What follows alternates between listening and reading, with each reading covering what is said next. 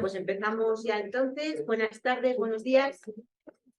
Vamos a empezar con una mesa redonda, una mesa de debate. Es la primera que vamos a tener en este congreso. Y nosotros sí tuvimos la suerte de que, como lo hicimos la impresión más tarde, pudimos poner las ONGs en la guerra de Israel. Lo de suerte, entre comillas, porque tampoco me parece que sea algo para eso. En esta mesa de redonda estamos prácticamente los mismos que el año pasado. Solamente tenemos como cara nueva a Eloína representando a Codopa.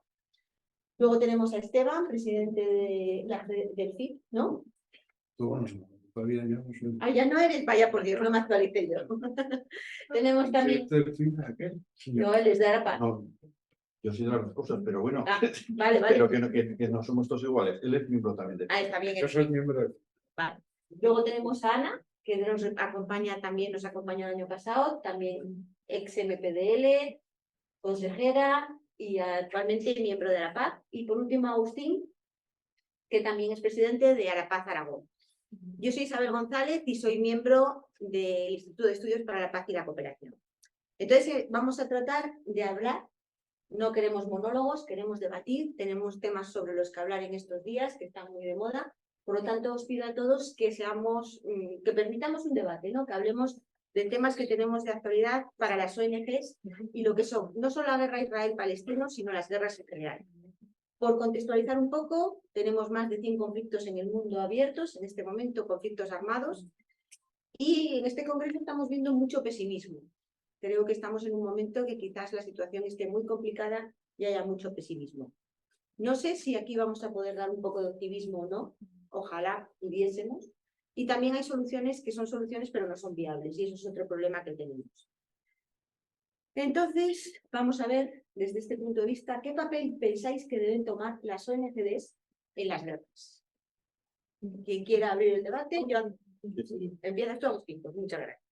Muy rápido porque nos tienen que hacer preguntas. También nosotros. Yo también tengo preguntas. Claro, hay para preguntar hoy lo que quieras. No, yo solamente estoy de acuerdo con el pesimismo que has planteado y tal. Tenemos dos conflictos ahora que salen en los medios de comunicación. Por cierto, que el Israel parece que ha apuntado ya la información de la guerra de Ucrania, parece que había acabado la guerra ya en los medios de comunicación.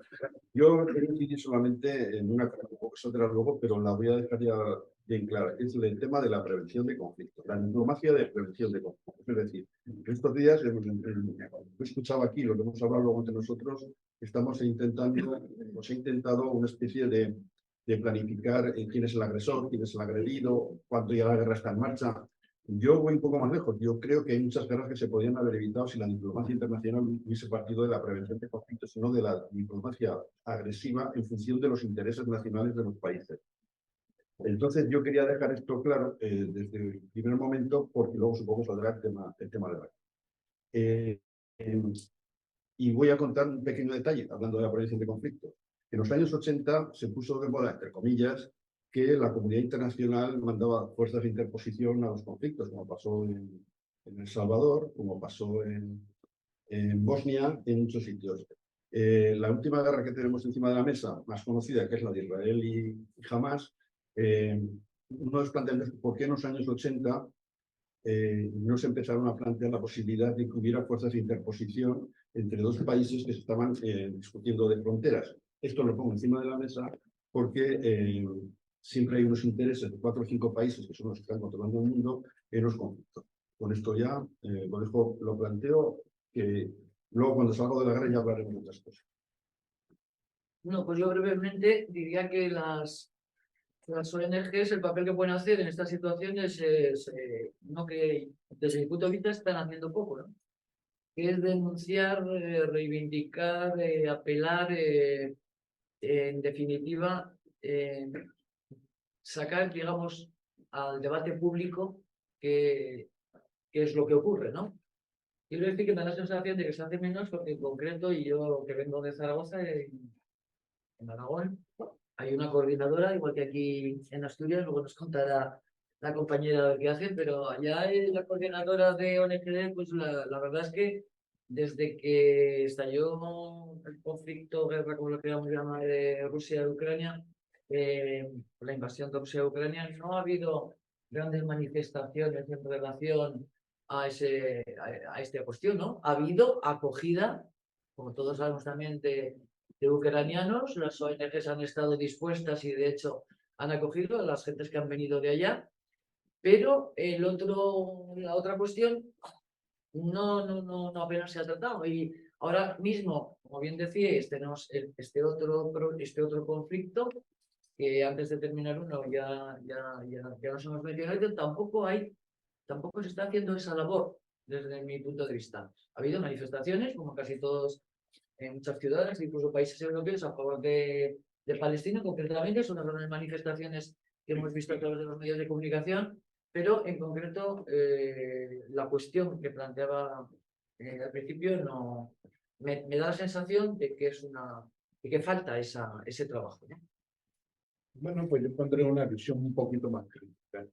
Las ONG no hacen nada porque hoy dependen de los fondos del Estado, de las comunidades autónomas. Entonces, por ejemplo, si sales criticando a Israel por la situación de Gaza, después de lo que ha ocurrido, pues en la Comunidad de Madrid te pueden llamar de todo y ponerte una cruz. Amén de un cierto ¿cómo decirlo?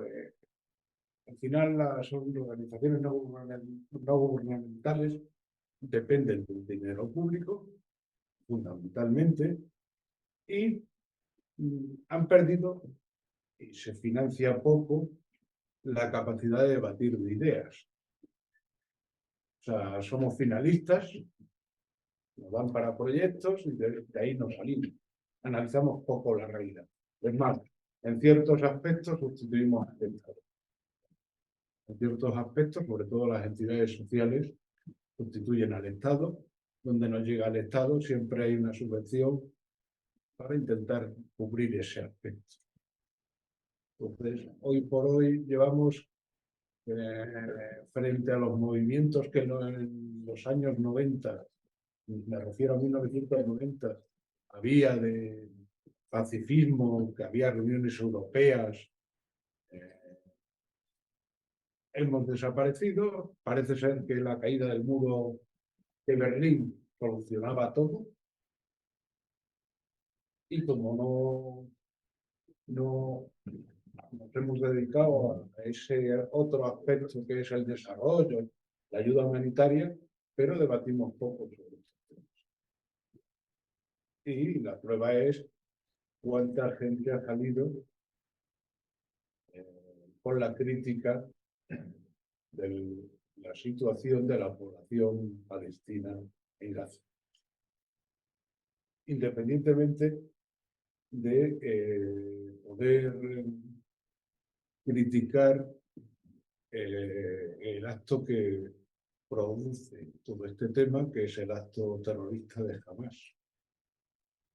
Pero hoy terrorismo,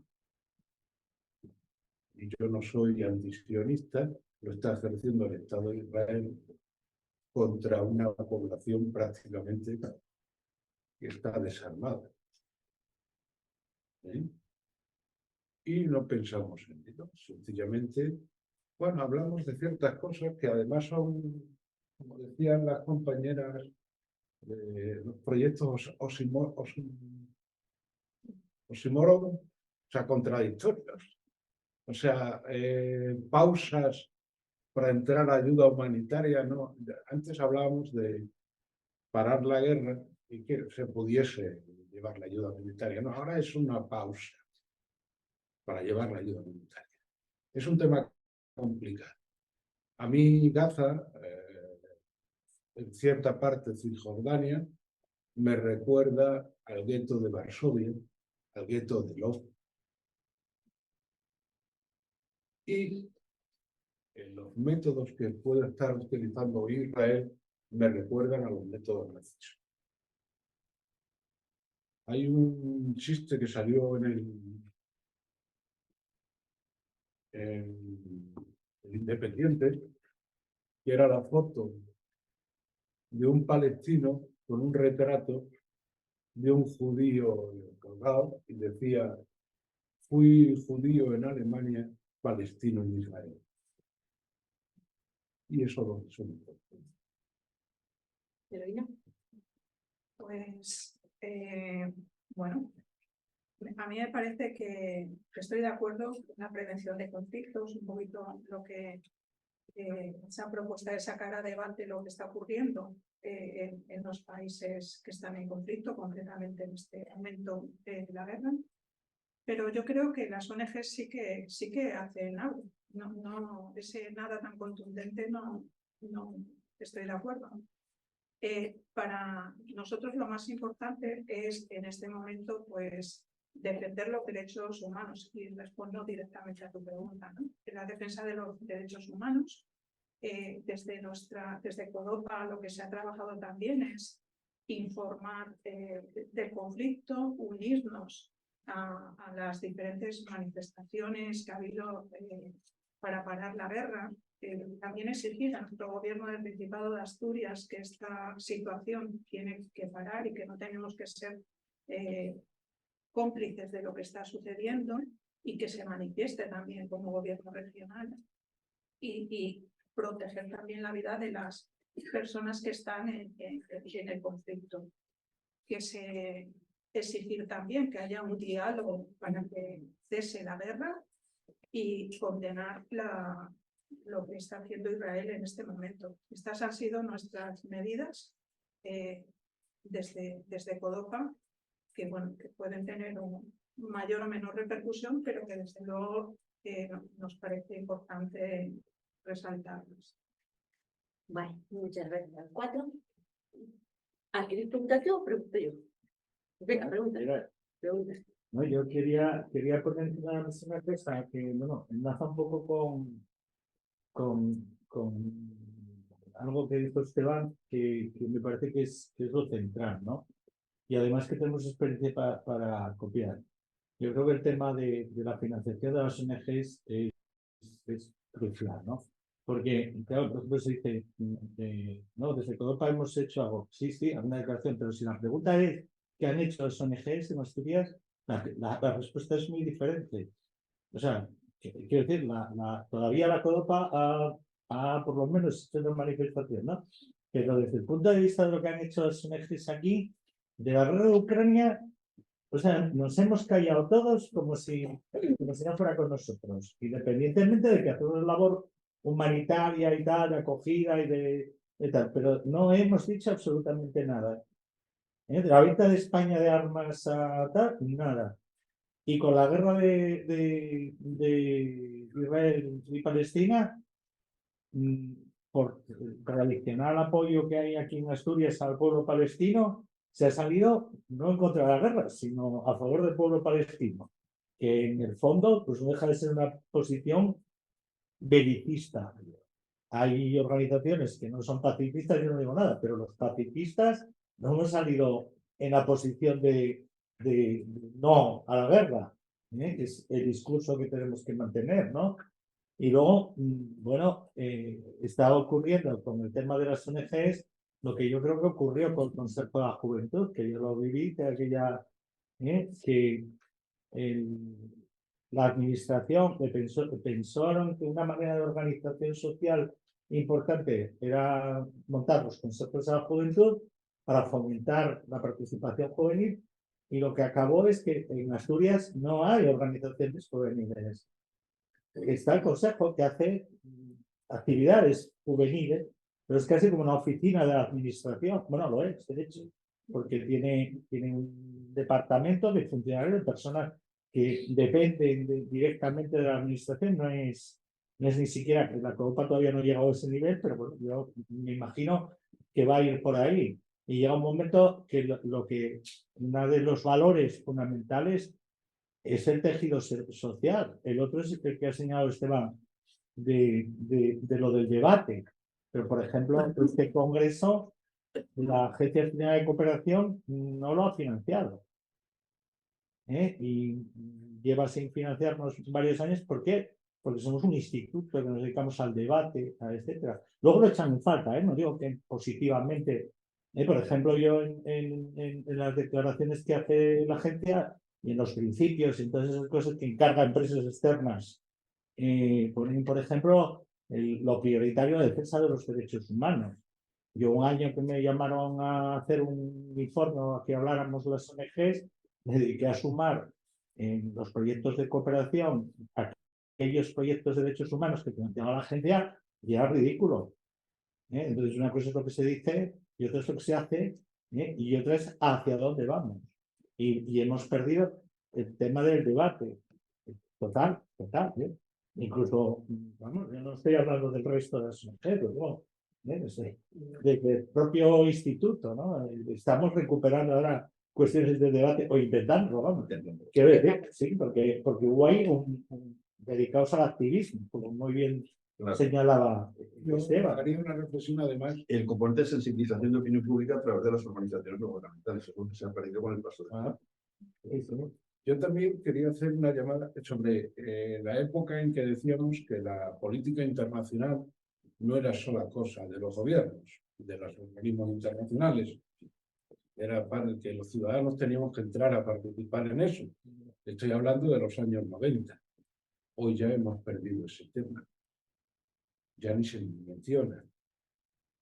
Y una cosa, porque frente a esta ideología que hay, que es que no se puede hacer nada, los acuerdos de Madrid salieron de las reuniones pacifistas que se hicieron en Granada. Sí.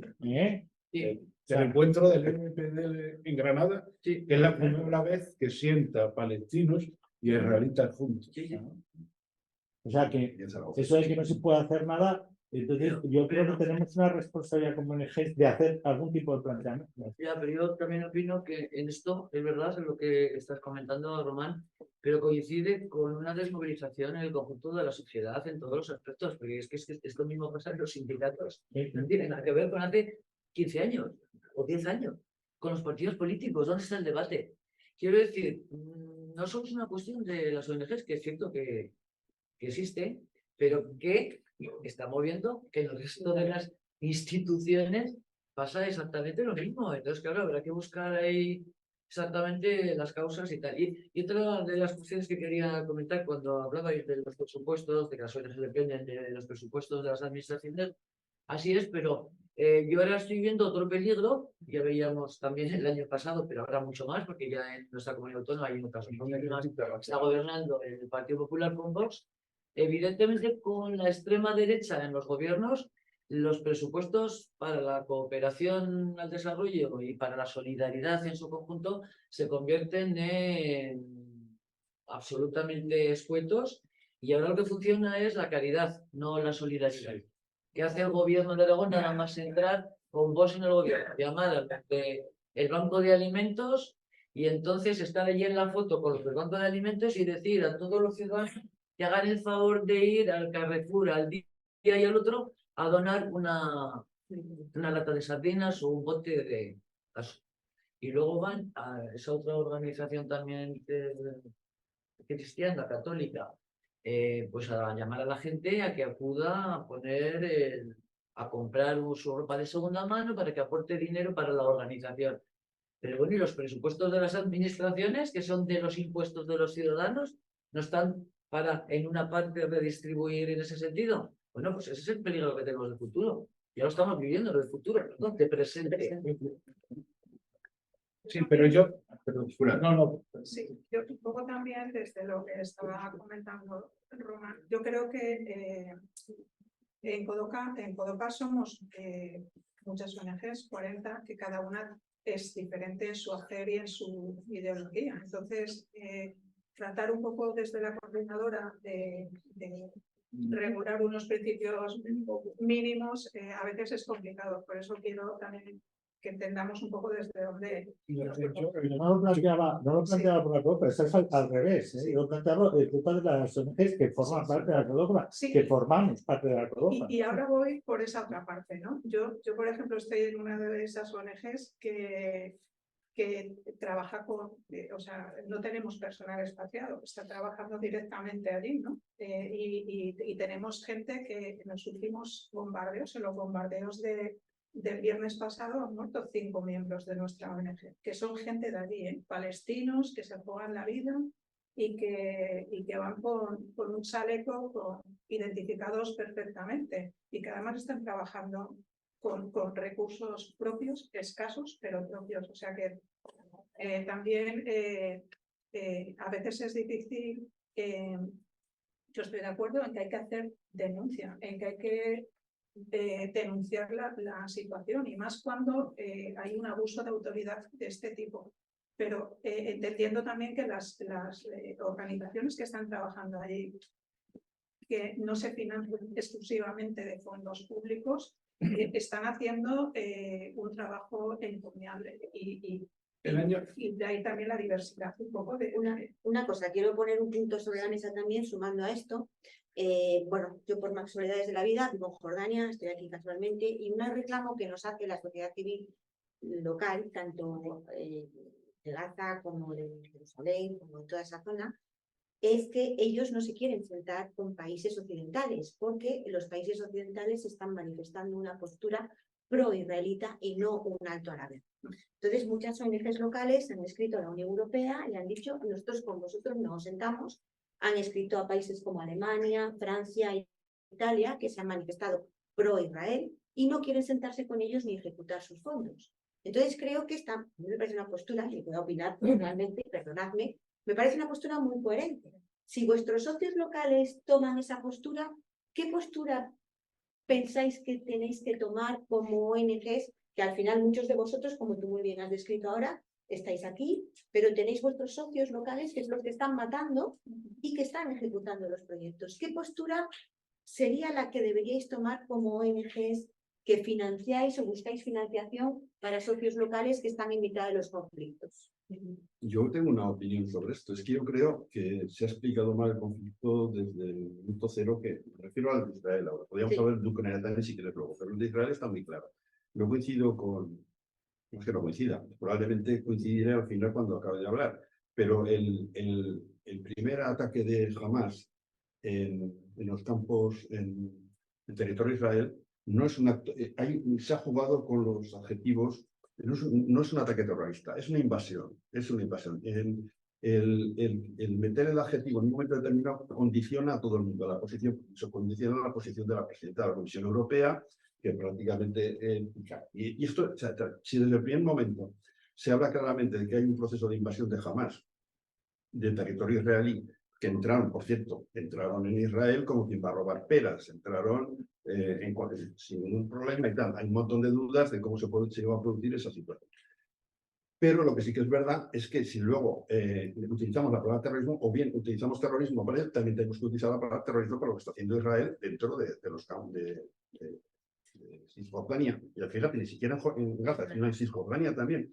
Pero ya lo haciendo hace mucho tiempo. Por eso es lo que decía al principio de la prevención de conflictos. Si en los años 80, ¿por qué a Israel no se le ha medido con el mismo rasero que se pudo medir, por ejemplo, en un momento a los bosnios, a los croatas, a los serbios, o incluso al Frente de Liberación Farabundo Martí, cuando el ejército fue a desarmar al Frente de Liberación, a la guerrilla salvadoreña, en Nicaragua, en muchos sitios? Entonces, claro, yo creo que el problema semántico es el que nos lleva a pensar que a lo mejor las organizaciones no gubernamentales no solamente tenemos que estar preocupadas de la acción humanitaria, tenemos que estar preocupados un poco en el sentido de profundizar en por qué se originan esos conflictos, llamando a las cosas por su nombre. En estos momentos, si algo tiene que pasar a mediano plazo, es que el Tribunal Penal Internacional tendrá que procesar, probablemente tendrían que hacer algo con Hamas, porque es una invasión, y lógicamente con lo que se está haciendo ahora, que es una venganza, que no es un acto de defensa. Es que la diferencia que entre una defensa y una venganza es el derecho a aparecer para los propietarios. Y esto lo tienen que ejecutar los tribunales penales internacionales.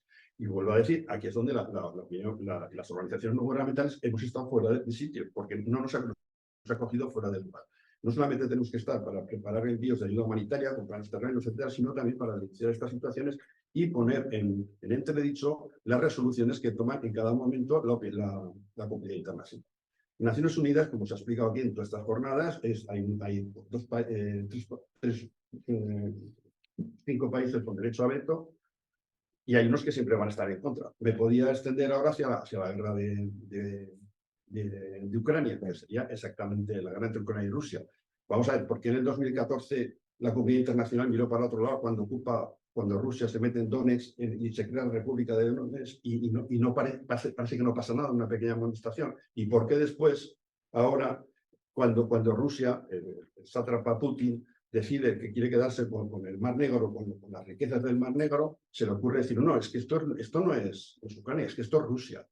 Es que ese es el tema. Es igual que la guerra de Balcanes. En Balcanes se decía que donde había un serbio o un enterramiento serbio, eso era Serbia.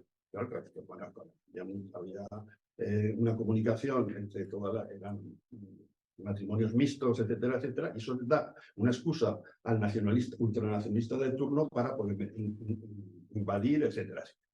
Con esto quiero decir que el papel de las ONGs, por esto acabo, es no solamente el trabajo que se está haciendo, que está muy bien, el trabajo y tal, pero también denuncia pública, mojanos, que era lo que hacíamos hace 20 años. Es que esto se hacía hace 20 años. Tenemos un ejemplo en un compañero nuestro que falleció, Josep Palau, que era el que inventó la palabra, de alguna manera, que el valor supremo de la civilización es la paz. Las ONGs estamos para defender el valor supremo de la civilización. Luego te viene todo lo demás, la ayuda humanitaria, etc. Bueno, ya está, me voy mucho. Yo no he hecho la culpa de las organizaciones no gubernamentales. No, que te lo he dicho. No, quiero decir que hay una realidad que es el tema de financiación, que hemos consentido que lo conviertan en una financiación finalista, 0,7 y todo esto en financiación finalista, y existen también otros problemas, como la llegada de organizaciones internacionales que no conocemos su verdadera ideología, mundo visión, o sea, que crean sedes en España y a través de eso financian. ¿Sabemos verdaderamente? No. Pero que tienen una capacidad técnica impresionante. Por otro lado, yo siempre he dicho que hay dos tipos de cooperación. Un tipo de cooperación muy técnica, que exige unos esfuerzos muy fuertes y unos medios bastante fuertes, y otra cooperación que es más, para mí, más solidaria, que es el hermanamiento entre los pueblos, y que se trata de un acompañamiento de esa gente. ¿Para qué vas a enviar un ingeniero agrícola? Que haya allí ingenieros agrícolas. Primero, tú no puedes, salvo que sea muy, muy grande, pagarle a un ingeniero agrícola lo que cobraría en España para cobrar aquí. Pero en el momento que tú organizas la cooperación, eso sí, tienes que tenerlo algún logista, gente que controla un poco cómo se mueven los fondos, y se acaba la onda. Porque es que al final damos pie al envío de expertos que existen en el país y no lo desarrollamos. No encuentras gente, necesitas determinadas cuestiones. ¿Para qué vas a buscar médicos si hay médicos aquí? Bueno, pues había mucho que discutir ahí, ¿eh? Bueno, Broma. Yo estoy en el terreno, ¿eh? Eso es lo que me encuentro. Y llevo muchos Claro, años en el terreno. Isabel está pensando en los técnicos, pero no es por ahí. De todas maneras, yo sí que creo que habría que introducir aquí una cosa más importante todavía que esa que acabas de plantear, que tiene Juzla. Es lo del tema de las organizaciones internacionales que se hacen pasar por ONG. Sí, claro. O sea, el tema de La UNRWA. el ACNUR, claro. Sí. O sea, no solo plantea el problema de que son organizaciones internacionales, sino que está cuestionando todo el sistema.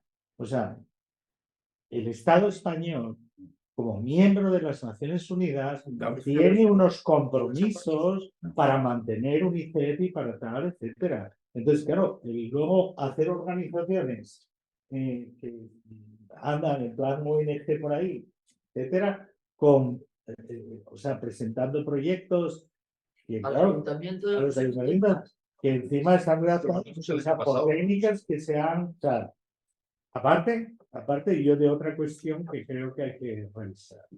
Yo me parece absolutamente inmoral todo el sistema de técnicos de Naciones Unidas. O sea, esos son embajadores, o sea, son precios de embajadores, son gente que vive fuera de las realidades. Yo he tenido alguna experiencia con técnicos de Naciones Unidas en los que empezamos a hablar sin yo saber que era técnico de la gestión de las ONGs, y yo ya sabéis que soy crítico para todo, pues empezaba con la mala gestión que tenían las ONGs, de tal, que sí gastábamos, que sí, etcétera. Y claro, cuando me decía que era miembro de Naciones Unidas y que estaba pagando 3.000 euros por la vivienda donde estaba viviendo, Madre mía. claro, le dije, Póngate a mira, dieta, bájate del coche y te voy a partir la cara. Porque me has estado tomando el pelo total, porque claro, yo te estoy hablando de mala gestión, de que si gasté 100 euros más. Sí. Y claro, y tú me estás hablando, o sea, de barbaridades, ¿no? O sea, de gente que va con sueldos de 12.000 euros o de cosas así. Entonces, claro, que luego se permita criticar a las ONG que andamos pagando a la gente. Pero no solamente es eso, sino es que encima no No tienen ni llegamos idea al de convenio. los sitios donde aterrizan. Y quiero recordar que cuando hace años en el MPDL se decidió presentar una moción en Naciones Unidas para que las ONGs tuvieran voz. Cuando digo ONGs me refiero a misioneros. ¿Por qué? Porque conocían el terreno que se pisaba. Estos chicos que hablas tú, los hemos visto que aterrizan en los conflictos y no tienen ni idea. Se alquilan los mejores hoteles, suben el precio de los coches de alquiler. No, es que lo hemos vivido de cerca. Entonces, no conocen. Lamentablemente lo que pasó, sabes, que cuando se iba a presentar fue justo el día que, parece que esto es una premonición, fue el día de las Torres Gemelas en Nueva York. Y no sé, ya no lo sé, iba Rosón, precisamente, a plantear, que falleció, que era del MPD. Quiero decirte que no solamente es lo que dices tú de la gestión, sino que encima desconocen el terreno. Sí. Y en algunos países, en algunas situaciones, como pasó en Balcanes, se infiltran espías. Se infiltran espías y se posicionan políticamente con los intereses de los países por los que ellos trabajan. Esto era para que... Eloína, yo creo que querías decir algo. Sí, yo quería decir que estoy totalmente de acuerdo. Ese planteamiento que estás haciendo y además utilizan financiación regional, que a mí eso resta también a las organizaciones regionales que realmente están trabajando. Tenéis casos bien claros como UNICEF, ACNUR y UNCLOS, y son agencias de Naciones Unidas. Exactamente. Bueno, y las ONG internacionales. Bueno, pero es diferente porque una ONG internacional tiene un estatus de ONG, pero estas son agencias de Naciones Unidas y el gobierno de España destina sus fondos anuales. Y que además, por ejemplo, el gobierno regional en Asturias, para determinadas emergencias, ha dado dinero a estas. Y ahora se lo está dando a UNRWA. Por ejemplo, el gobierno asturiano le va a dar a UNRWA por el tema palestino. Por allí nos pedían... Sí, no, a mí me gustaría solo recordar un hecho, ¿no? Como fue Juan, 300 días detenida de los comités de trabajo para la salud, cómo mermó todo el tema de la ayuda humanitaria en una persona que lleva mucho tiempo, que cada uno puede tener la opinión que quiera sobre ella, pero que lleva mucho tiempo, y cómo el gobierno español, el proceso del juicio, acompañamiento sí, porque estaría bueno que no existiera un acompañamiento, pero como realmente en ningún momento dado abre todas las clavijas de lo que se estaba viviendo. Y eso supuso un problema muy grave de cara a cierto tipo de ayuda en el que ¿no? También tiene que ver un poco con lo de la UNRWA. Si nosotros contribuimos, también debemos de tener una visión crítica, ¿no? Pero por lo menos recordarla en estos momentos. ¿Comentario? ¿Alguna pregunta? Dice mucho más dejarle el dinero a la UNRWA. A UNICEF España, o a ACNUR España, que dárselo a una ONG. Publicitariamente para el político es todo muy... Y parece que le da más seguridad ante el público, que sigue desconociendo lo que son las ONG. Es más grave, Esteban. O sea, suman el dinero ese y luego el Estado español lo vende como que es aportación. Sí. O sea, vamos, y lo hacen en Yo he todo. estado recogiendo los datos de los municipios de cooperación al desarrollo durante 5 o 6 años. Y he visto cómo repartían el dinero. Y ONGs, fundaciones, que la gente tiene muy buena opinión en la calle, porque han conseguido una buena imagen, presentan el mismo proyecto. Hacer viviendas en no sé qué, ¿de dónde? De la India. Podéis imaginar la que es, no lo voy a decir. Pero es que he visto el mismo nombre en 45 municipios. 50 de los que nos hacían la declaración de datos, porque nosotros éramos los encargados de recoger los datos para el CAP de la OCDE de la parte local de la cooperación, de lo que dedican los municipios a la cooperación en desarrollo.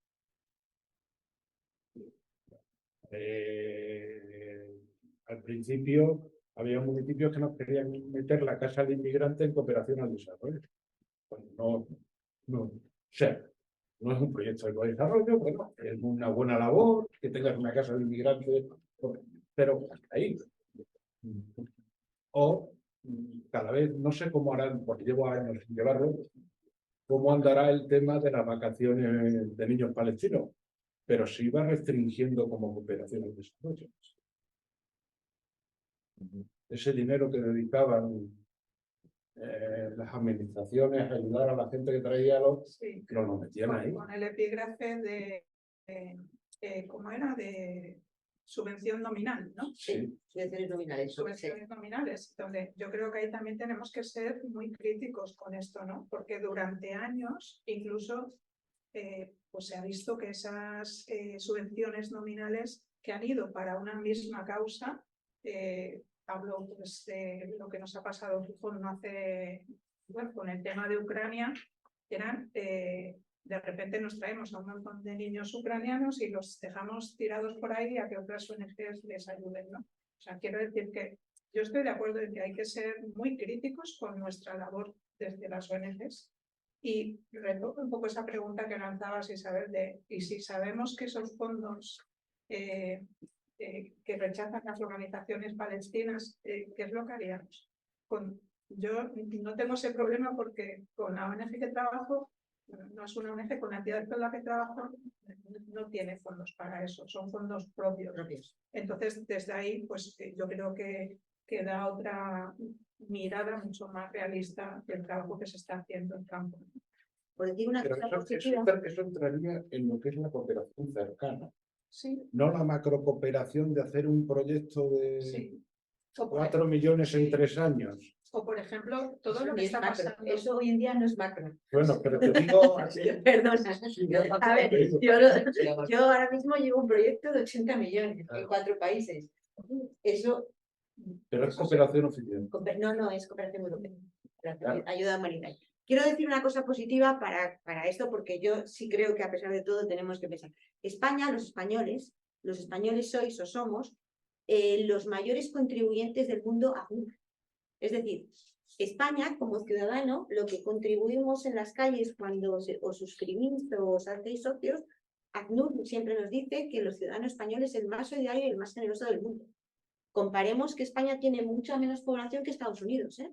Y sin embargo, cuando vamos a hablar de ciudadanía, aparte de los fondos que tenemos como Gobierno de España, que tenemos la obligación de dar a ACNUR por nuestros compromisos con Naciones Unidas, los ciudadanos españoles sois los más, o somos los más solidarios con agencias humanitarias, porque nosotros somos muy solidarios con los refugiados, que es una cosa que me parece que es un tema que hay que poner sobre la mesa. Esta guerra, como otra de las guerras, va a generar refugiados. Hay 2 millones de refugiados que no puede absorber ni Jordania, ni Egipto, ni Líbano, ni Siria. Y a mí me hay una pregunta que me lleva dando, una cosa que me preocupa mucho desde hace bastante tiempo. Yo trabajo con una zona con refugiados sirios. Los refugiados sirios, cuando estalla la guerra de Ucrania, dicen: a nosotros nos han quitado los fondos para dárselos a Ucrania. Ahora estalla Israel-Palestina, los ucranianos se van a quejar de que eso. Entonces estamos generando una competitividad entre países por los fondos de ayuda humanitaria, porque luego también tenemos otro tema sobre la mesa. ¿Por qué seguimos haciendo ayuda humanitaria y no pasamos a cooperación al desarrollo? ¿Que estamos ante negocios? ¿Que estamos ante negocios que no solamente criticamos a los países porque Estados Unidos vende armamento, pero a lo mejor nosotros también somos parte del negocio? Pongo la pregunta sobre la mesa porque es un tema que hago una reflexión personal y os la cuestiono y es una realidad. Previamente, como tratamos a los refugiados ucranianos, no tratamos a los refugiados sirios. Es más, pagamos a ciertos países porque nos hagan la contención de esos refugiados. Pero y un gasto de refugiados sea, esto es como lo de migrantes de tercera generación. No se puede hablar de refugiados.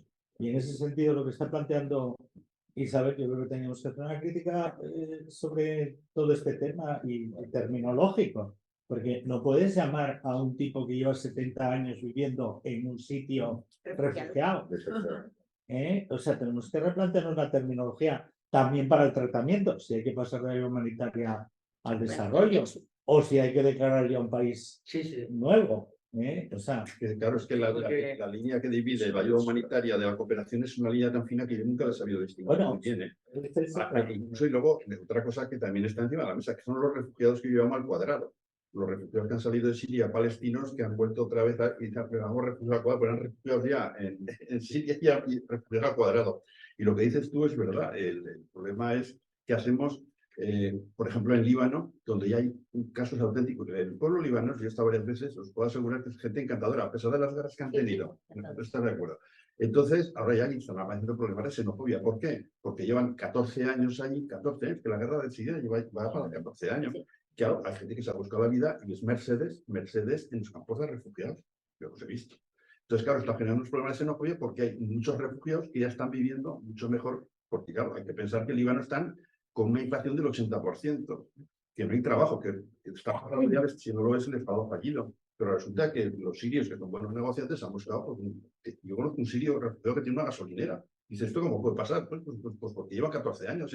Es lo que dices tú, toda la vida van a ser refugiados. Es que este es el problema. Y eso Mucho preparator, claro. cobra allí una fortuna. Sí, sí, sí. Es millonario. Sí, sí, así es. ¿Algún comentario? ¿Alguna? No, yo únicamente que como a los refugiados ucranianos no vamos desde Bueno, luego a acoger estamos a los que vengan de abajo, eso seguro. Eso no falta ni explicarlo, ¿no? ¿Qué número de refugiados hay actualmente? La cifra del mundo no la manejo. En Líbano te pongo el ejemplo que cada 4 ciudadanos libaneses hay un refugiado. Es que yo me acuerdo Tiene que pasar en España. que yo estaba en el movimiento por la paz, el desarrollo y la libertad. Una noche nos habían invitado a la SED y fue la noche que Estados Unidos ataca por primera vez a Irán, bombardea Irak. Estaba conmigo un brasileño que era el de David, y entonces se hablaba de 32 millones de refugiados. Yo ahora mismo no los manejo. Manejo los de la región. Claro. Lo que es Jordania tiene 3 millones de palestinos y 2 millones de sirios que ahora mismo se han convertido en 600.000. Pero hay también una cosa que a mí me gustaría desmitificar. Mucha gente piensa que los refugiados están en campos de refugiados, pero los refugiados no quieren ir a campos de refugiados, porque entrar en un campo de refugiados es no.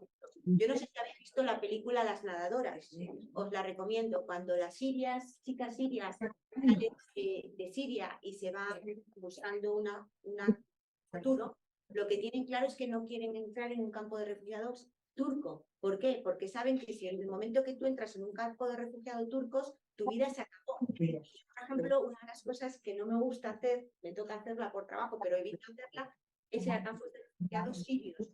Porque evidentemente tienen agua, tienen luz, está limpio, está decente, pero no hay futuro. Y me parece terrible tener un chiquillo de 12 años que ha nacido allí, no tiene futuro porque la posibilidad de salir del campo de refugiados es inexistente.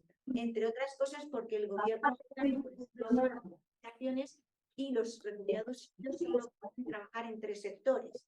Entonces, pueden ir a la universidad, hay un porcentaje de refugiados sirios que pueden ir a la universidad, pero la posibilidad de trabajo fuera del campo de refugiados es inexistente. Entonces, yo voy a hacer una comparación. Los sirios eran como nosotros. Compraban ropa en Zara y vestían igual que nosotros, bebían alcohol, aunque fuesen culturas árabes, tenían ocio, tenían tiempo libre. Pero hoy en día sean solo 80.000 en un campo y otros. Eso no tiene futuro. Y eso me parece. No tengo palabras para calificarlo. Entonces creo que aparte de la guerra, el tema del refugiado que están conllevando las guerras es un tema que tenemos que ser conscientes, aunque estemos hablando de resiliencia, tengamos tantos proyectos de resiliencia, no sé qué, no sé cuánto, no sé qué más, pero Si el refugiado es una complicación del conflicto, es el conflicto mantenerlo en el futuro, como pasa en Sabri Chatila, en los palestinos que están en el Líbano, lo que dices tú, algunos a la universidad, ¿por qué? Porque el puesto de trabajo.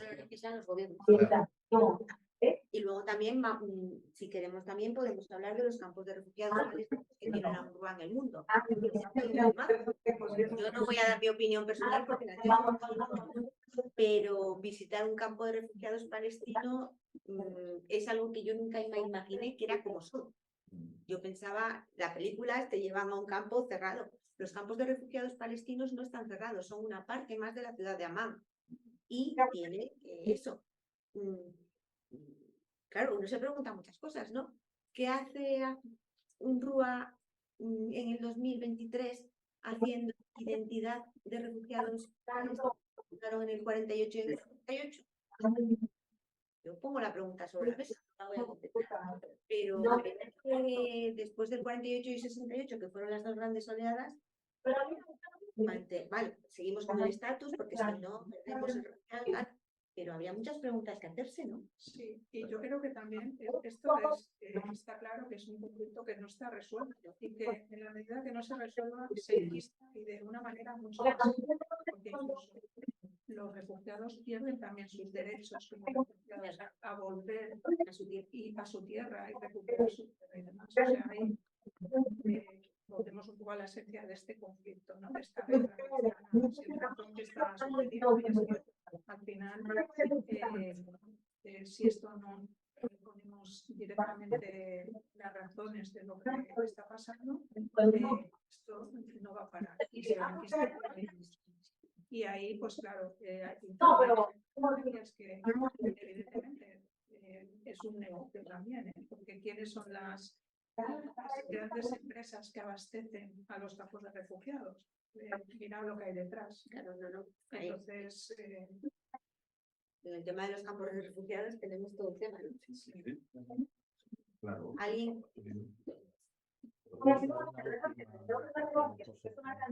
Vale.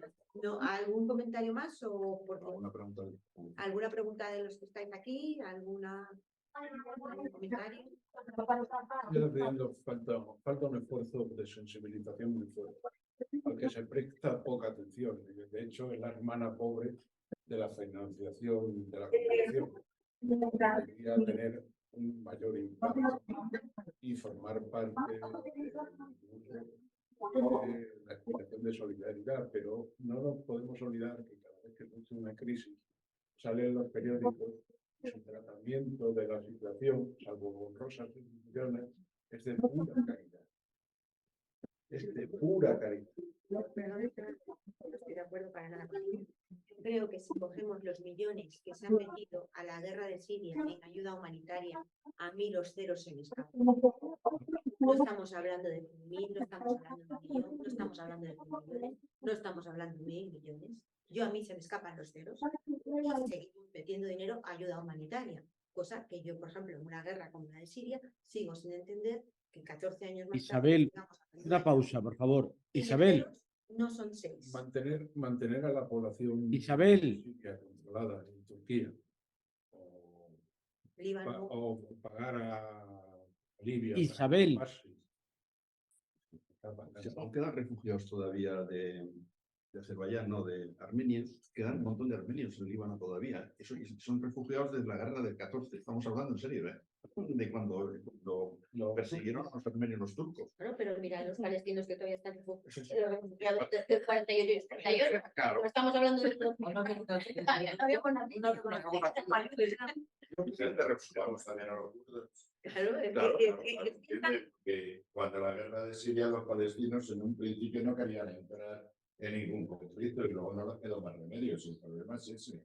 El problema es que la diáspora palestina es tremenda desde hace muchos años.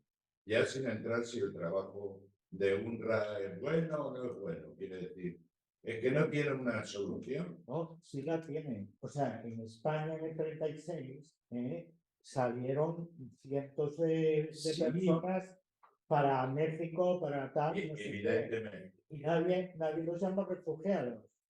O sea, al cabo de un tiempo. O sea, fueron refugiados en Francia, fueron Estamos hablando refugiados Bueno, en Francia los hace 10 años, etcétera. Pero pasaron a ser franceses Claro. o mexicanos, independientemente que se les Pero conociera que como sí, españoles. pues sí. Pero aquí yo lo que veo es que las instituciones lo que están haciendo es parasitar. O sea, es decir, se construye una realidad que se tiende a que siga ahí. O sea, yo no entiendo que pueda haber eso, 70 años campos de refugiados. Pero tendrás que construir una ciudad. Perdón, no tiene O sea, tienes que solución, no se dar. da solución.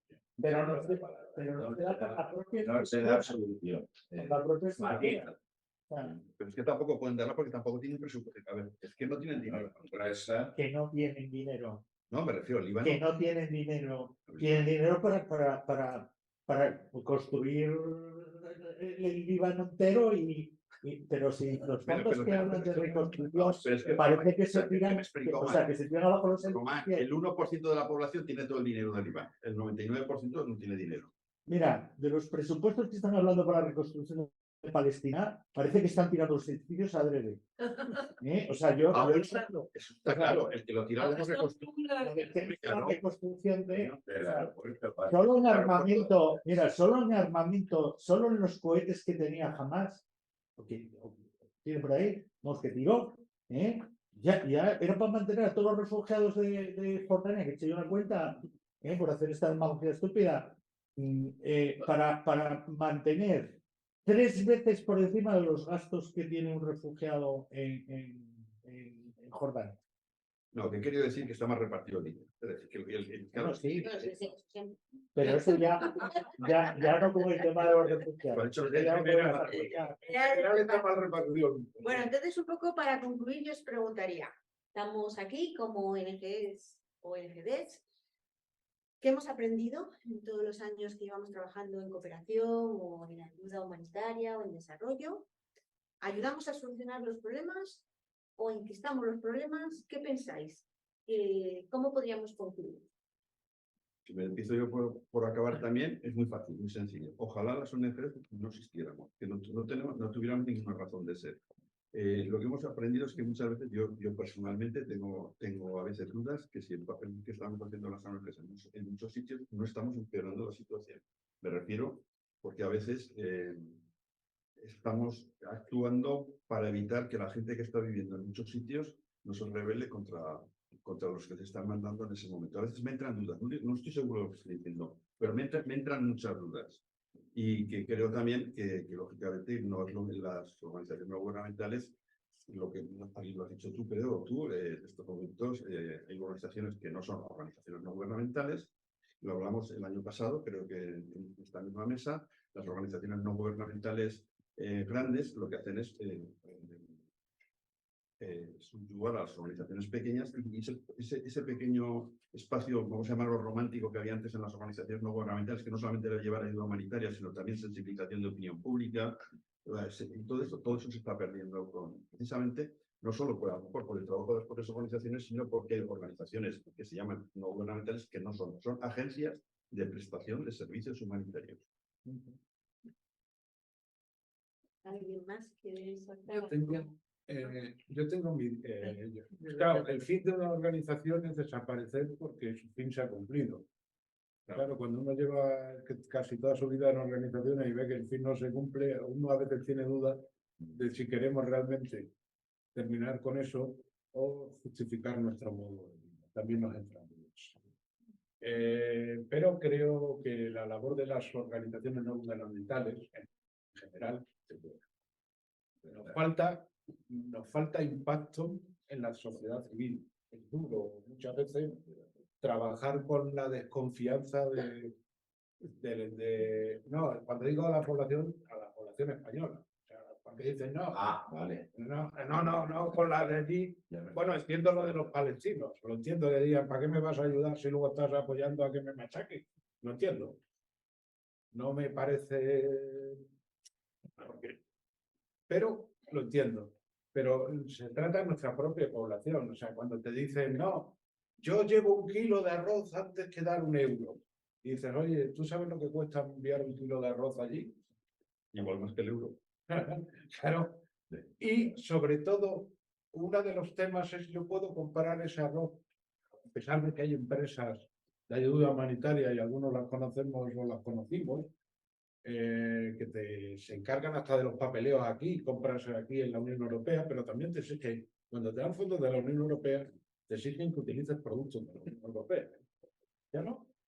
Mira, ha cambiado algo. Algo es algo. Pero yo me acuerdo que hasta los coches tenían que ser europeos.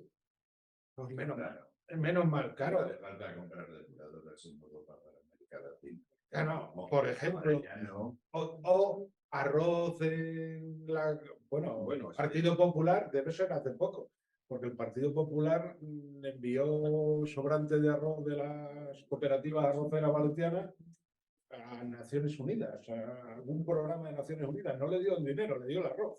Bueno, ese tema fue muy controvertido. Ese tema fue muy Estoy de controvertido. acuerdo con eso, ¿eh? Ese Cuando se tema produce fue una catástrofe de guerra humanitaria empiezan a subir los precios no solamente en el país de la porción, sino de alrededor. Y al final sale más caro comprarlo allí que enviarlo. Eso nos ha pasado. Hombre, debo recordaros que uno de los ejemplos que poníamos en nuestra época era la empresa de agua mineral que donó 8 millones de botellas en agua mineral y que se le envió a Goma. El vuelo costaba también 8 millones. Eso lo hemos hecho en España. Lo han hecho todos. O sea, quiero decir, Sobre los problemas de la cooperación, hacemos una mesa con la que No, la podemos hacer es que viene. Vamos, tenemos lo que queramos y más. Yo quiero pensar y también estoy convencida que las ONGs hacen mucho bien y hay mucho más espíritu crítico en el hacer de lo que parece. Sinceramente. Lo que pasa, yo creo, también en esa cooperación más cercana. Yo brevemente diría que debiéramos hacer un balance de todo lo que se ha hecho a lo largo de los últimos años y pienso que hay luces y sombras, lógicamente. Hay organizaciones no gubernamentales que han llevado proyectos a cabo que han beneficiado a las poblaciones y proyectos de otras organizaciones beneficiado a la población y hay otros porque apenas han tenido un impacto. Y es que ha habido de todo, ¿no? Y hay de todo, y es lógico, como en la vida. Y una de las cuestiones, No hemos tratado un tema. una de las cuestiones que me parece, Lo apunto. Para el año que viene. No, lo apunto ahora. una de las cuestiones que a mí me parece que sí que ha influido, al menos en los proyectos que yo conozco, son todos los temas que tienen que ver con las mujeres. En determinadas sociedades, evidentemente, ahora puedo hablar de quizá de Latinoamérica, ¿no? Que proyectos que se han hecho con mujeres han funcionado muy bien, que son mujeres que se han empoderado y que han sido capaces de recoger todo lo que se les ha facilitado a través de esos proyectos para montar su propia vida, con temas de violencia de género, sociedades machistas, pero en las que sí que realmente se han trabajado esos temas. Yo pienso que ahí se ha hecho Bueno, yo creo que hay que de las cuestiones que creo que más han beneficiado de lo que poco que yo conozco. hay que romper una lanza. Yo creo que la cooperación española, integrando en la cooperación española tanto la oficial como la no oficial, es una cooperación feminista. Y creo que somos de las pocas europeas y de las pocas del mundo que, aunque no hemos logrado todavía todo lo que deberíamos, pero creo que somos abanderados de la cooperación feminista. Y creo que muchos socios confían en nosotros como una cooperación feminista. Entonces creo que es un valor agregado que tenemos como cooperación española. Y como cooperación española incluye a todos, ¿eh? No solamente incluyo a la sociedad civil, a las ONGs, sino tanto la cooperación oficial como la no oficial. Y creo que cosas buenas tenemos, ¿no? También creo que, a pesar de todo, aunque hablemos de desconfianza, cuando los españoles dan dinero a ACNUR es porque confían en algo. Si no, no estaría todo el mundo poniendo dinero porque estamos hablando creo que de más de 80 millones de euros. Eso es dinero que el ciudadano español confía. Y para acabar, yo os quiero hacer una propuesta a los 4 que estamos aquí sentados. Creo que hemos hablado y un tema que creo que todos estamos de acuerdo es que falta debate. ¿Qué os parece si entre los 4 o entre todas las organizaciones, sobre todo CODOPA, que es la que más tirón tiene, hacemos como un manifiesto conjunto para parar la guerra? No sé cómo lo veis, no sé qué os parecería. Si lo queréis, lo seguimos trabajando esta semana. Hacemos un pequeño grupo de WhatsApp. Y entre los 4, como conclusión de esta actividad, que no quede simplemente en una charla, porque muchas veces las palabras se las lleva el viento y a veces luego no somos capaces de eso. Yo soy muy práctica y soy de las que necesito ver las cosas. Os hago una propuesta de generar un grupo entre los 4, incluir a Román si queréis como esto, y hacer un pequeño manifiesto sencillo, sin complicaciones, y como una conclusión de estas jornadas de un manifiesto a favor de queremos parar las guerras del mundo. No solamente estas, sino creo que al final nos importan todos los muertos y como decía Román antes, un muerto es un muerto, punto. No nos importa ni el color ni eso. Mi última ¿Qué os intervención. parece? Muy bien. ¿Bien? ¿Lo hacemos? Vale. ¿Me Mi última permitís para hacer intervención, antes de que levantes el tema, nos hemos fustigado sobre también así. Salimos los de la ONG y nos fustigamos un rato, pero no hablamos de la cooperación empresarial que anda que no la hay. Bueno. No, pero aquí estamos. Y el dinero que se lleva eso, Bueno, ya, pero. Espérate que ponen el pequeño y a ver dónde va a acabar.